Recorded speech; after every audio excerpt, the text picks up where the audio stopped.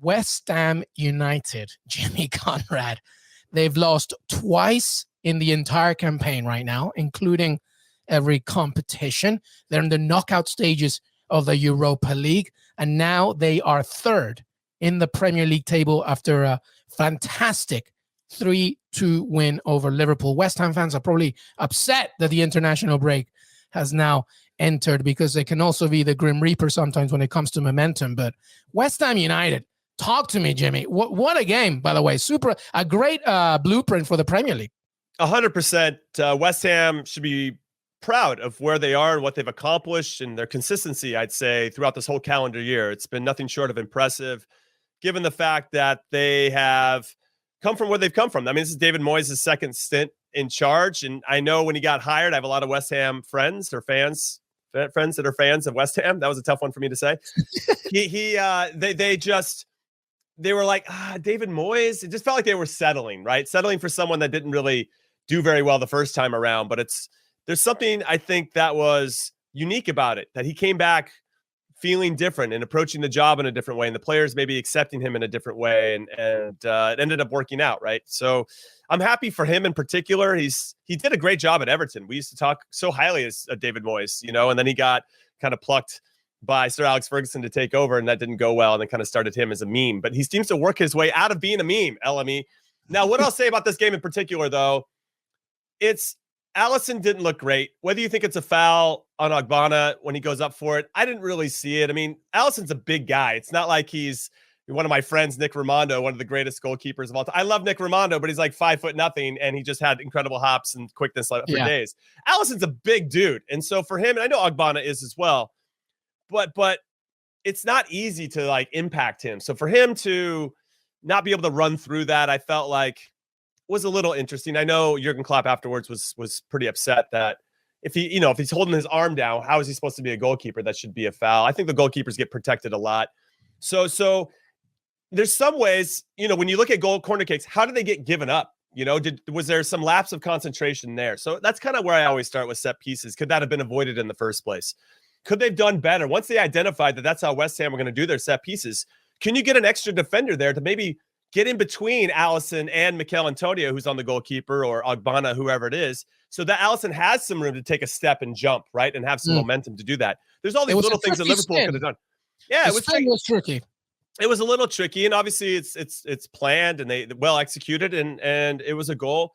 I just feel like Liverpool kind of shot themselves in the foot today more than West Ham won it. I know West Ham fans are like, come on, just give us some credit. And I do, and I will, because you still have to go out there and score the goals and take advantage of your opportunities, no question. Yeah. But I just felt like Liverpool just weren't as sharp, especially on set pieces. And we've already seen it. We've seen evidence of it with when they were playing AC Milan, when they were playing Brentford, that they do have these lapses in concentration that right now are costing them. That was the first time they've lost in 25 games. So I don't know how much it's costing them, but this could be a good wake-up call. And right before the international break, some guys are going to be gone, whatever. Others can get some rest. And maybe that'll kind of jumpstart them. I'm not too worried about Liverpool. I think they're going to make a deep run in all the competitions they're in. But this is a tough one. Good one. It's very cool for West Ham, though. You to kind of have that. I don't know if they're Leicester City vibes. That they're going to go on and win the league. Jimmy Conrad. I wanted to show some more love for West Ham because I think they know who they are. They are counter. They're reactive. They're physical. Mikel Antonio is a nightmare, but it's not just him. Said Benrahma, of course, and others. And, you began with giving credit to David Moyes, and what a job he has done. Obviously, it's November and it's not over. This is a marathon. It's not a sprint. But let me ask you two questions, and I'm asking everybody that's watching two questions too, especially if you're a West Ham fan. Actually, especially if you're not, because I would love to hear the realism from any neutral. But the first one is this, okay? I mentioned 3 points of top. It's November. I get it. Champions League for them? Do you see that? Is that a realistic possibility, a Champions League spot this year? I think that it's going to really depend on how far they go in the Europa League. I just feel like when you start to get into the middle of the season, especially for Premier League teams, if you're in multiple competitions, you have to, the December window gets really crowded. Then you got FA Cup and maybe League Cup stuff in January. And then right after that starts the knockout rounds for the Europa League. It just becomes a lot. Now, I think that they actually have quite a bit of depth. And if they still had Jesse Lingard, maybe I'd be like, yes, he could be that guy that gives them a spark. That doesn't always have to rely on Mikel Antonio all the time. Or Fornals, I thought was very good today too.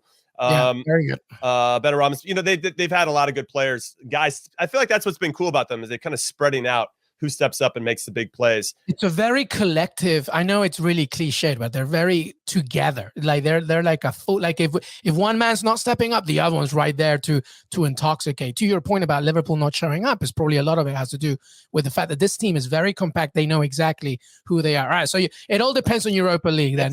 I think a little bit. I think that comes into the equation for sure.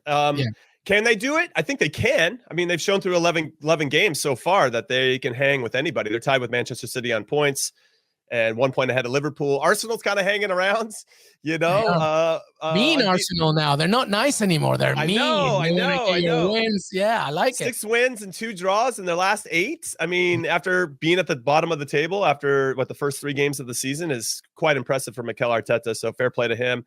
Manchester United's a bit of a dumpster fire. I think we're going to get a lot of hot and cold with them. They could still go on a run. They have the talent to do so. Tottenham with Antonio Conte. I don't know. We're going to get into all these teams, I know. But, I guess they're going to hang around. I think top 6 for sure. But top 4 feels like they're going to still need a couple breaks. And I will add, if everybody stays healthy, then, of course, they've got a great shot. And if they don't sell Declan Rice in January or any crazy things like that, then obviously. Yeah, I don't see him. I don't see it either, but I mean, Man United's Man United and a big offer is a big offer. So, know. No, European competition and, of course, staying injury-free is a massive. Well, the second question then kind of already answers itself, but you sometimes put in a good, you're the betting tips man here. Like, is it a cheeky wager to say, listen, we've seen crazier, okay? So before anybody starts bombarding me with comments on YouTube or Twitter, could they win the Premier League? Well, right now they're plus 5,000 to win the Premier League. I'm just saying. Leicester City has shown us that anything is possible. I'm just saying. West Ham to get top 4 is plus 300, which I wouldn't mind putting $10 on that. I think that's a very even Arsenal's plus 300 to get top 4.